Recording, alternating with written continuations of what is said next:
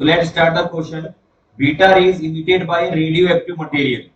देखिए beta rays जो है वो किसी रेडियो एक्टिव मटेरियल से अगर बाहर निकल रही है, इमिट हो रही है, तो इनमें से कौन सा ऑप्शन उसके लिए करेक्ट होगा? देखिए, इलेक्ट्रोमैग्नेटिक रेडिएशन, द इलेक्ट्रॉन और electrons orbiting around the nucleus, charge particle emitted by nucleus and neutral particles.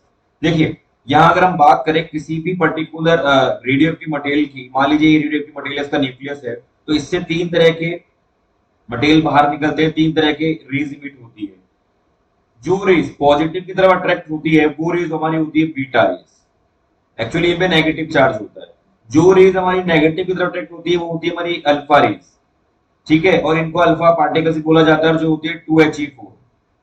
Okay, जो रेज विदाउट डिफ्लेक्शन सीधा निकल जाता है उन्हें बोलते हैं गामा रेज। ठीक है डियर, तो ये कंफर्म है कि जो बीटा रेज है, गामा रेज है या फिर हमारी अल्फा रेज है, वो किसी एक पर्टिकुलर न्यूक्लियस के सेंटर से इमिट होती है, ना कि वो किसी इलेक्ट्रॉन की वजह से डेवलप होती है। एक्चुअली वो ये न्यूट्रल पार्टिकल भी नहीं है। Beta raise not a neutral particle, तो ये हमारा ऑप्शन नहीं होगा। इलेक्ट्रोमैग्नेटिक रेडिएशन नहीं होती है दिस पर्टिकुलर रेज जो किसी पर्टिकुलर रेडियो एक्टिव मटेरियल से की न्यूक्लियस से इमिट होती है, that not a electromagnetic radiation.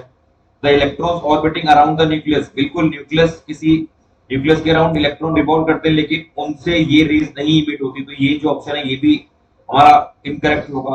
और थर्ड ऑप्शन है charge particle charge particles emitted by nucleus, बिल्कुल हमारा थर्ड ऑप्शन क्लियर होगा, क्योंकि जो हमारा न्यूक्लियस से बीटा रेज बाहर निकलती है, बोल देंगे कि charge particle emitted by nucleus is known as beta rays emitted by radioactive material.